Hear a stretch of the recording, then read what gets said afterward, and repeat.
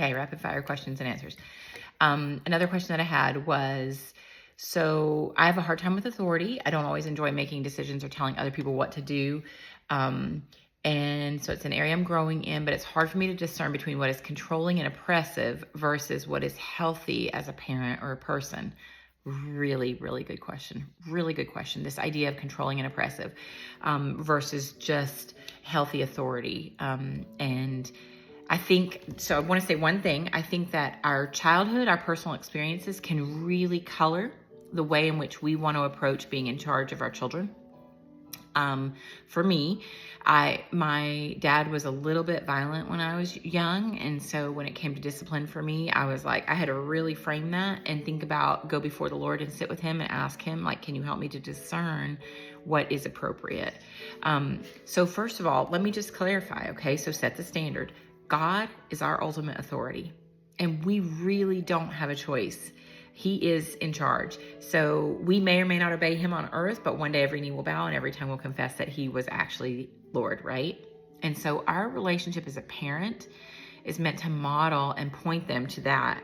And so we need to, first of all, just guide them that God is our authority and God is their authority. And so this comes back to that parenting versus with preference versus prescription. So just remember, when you're parenting according to the prescriptions of God's word, children, obey your parents, or let no unwholesome talk come out of your mouth. So you're not gonna permit cussing or yelling or whatever it might be.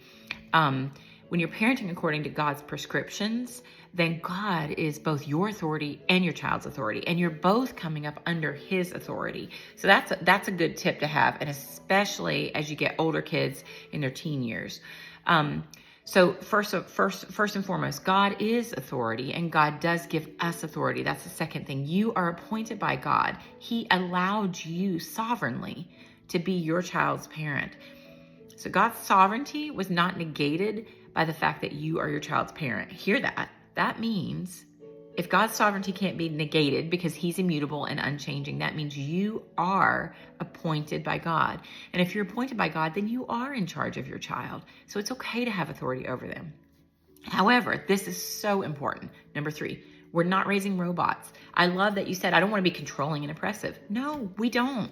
It's so terrible when a parent just wants to control everything their child does. Everything. I want to control how they dress. I want to control how they think. I want to control what they're interested in. No. Train up a child in the way that they were meant to go. We want to see what their bent is. How did God knit them together? Who are they? What's their personality? What's their preference? What's their interests? What's going to be their strengths? And so in this way, I would encourage you, yes, number 2, you are the God-appointed authority, but number 3, you're not raising a robot. So you do want to cultivate the ability to make decisions right from the beginning. So from the time a child is about 2, they're starting to develop their sense of independence. That's going to continue right up until 18 to 20 for a girl when her frontal lobe closes, and for a boy, 25 years of age. So into adulthood, to varying degrees, they're developing their sense of independence and their understanding of cause and effect. That starts to develop starting around 3, 4, 5, depending on the child. And so that cause and effect means that they begin to understand, if I do this, this will happen. And that becomes more fine-tuned as they get older and that frontal lobe closes.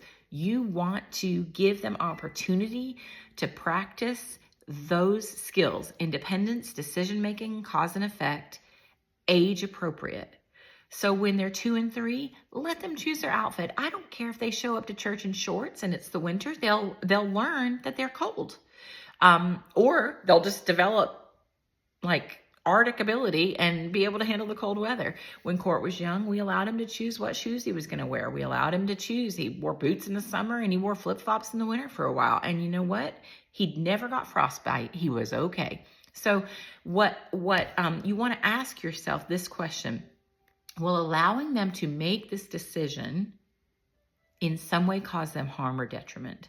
Or will it allow them to grow in their ability to understand cause and effect, because we can have a conversation about it later? I'll give you an example.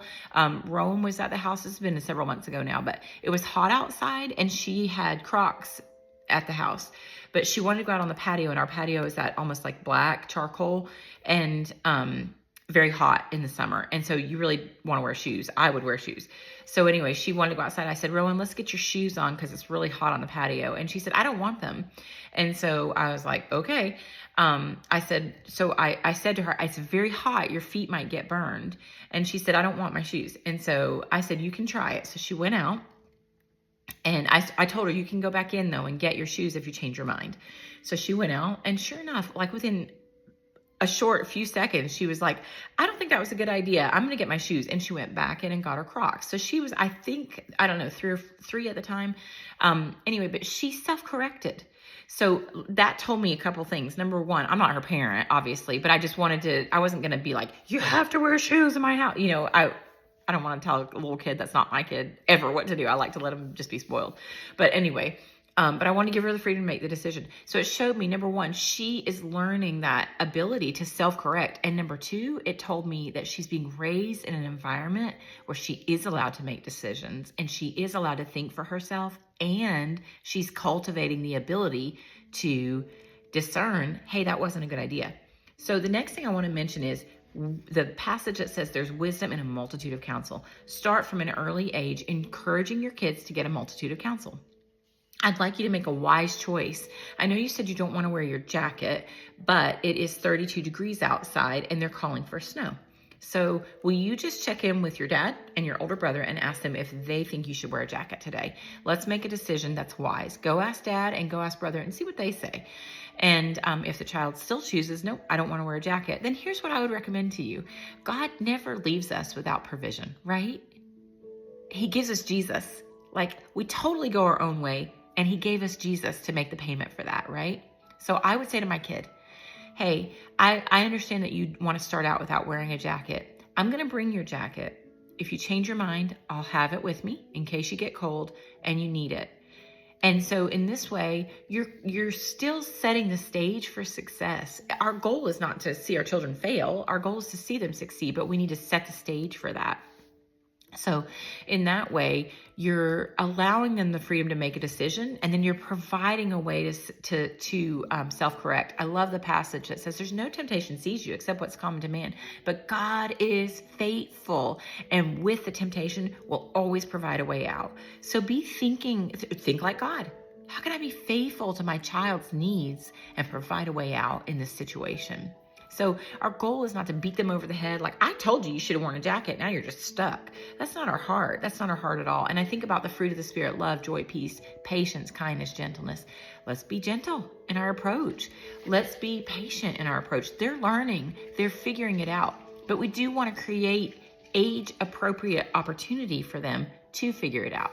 So you're standing in the city, you're on vacation, you're at a crosswalk, and your kid loves to just run ahead of you. No, you don't let them run ahead of you there, right? Like, we don't just totally free for all. That's not it at all. So you're not creating a climate of a free for all, but you're creating a climate where there is safety and they're allowed to make decisions that are safe. So at the crosswalk, I'm going to hold on to his shirt or grab his arm or whatever I need to do to keep him with me.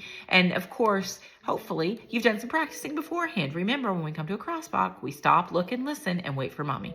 Those kinds of things. As they get older, things like curfew come up. Do you have a curfew for your kids? Well, again, age appropriate. How does your child handle responsibility by that point?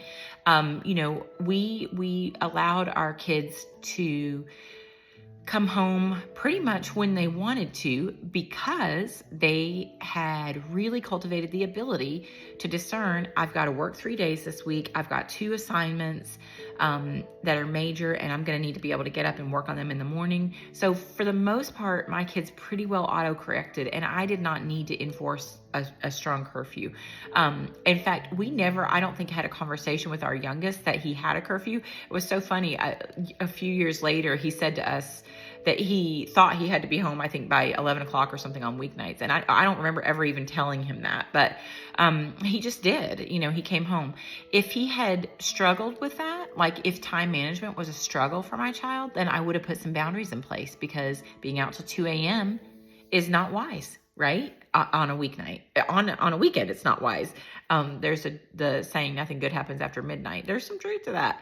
So you need to put boundaries in place that keep your children safe, and you need to allow them as much age-appropriate freedom to make decisions as you possibly can. I hope that helps. And if it doesn't, let me know.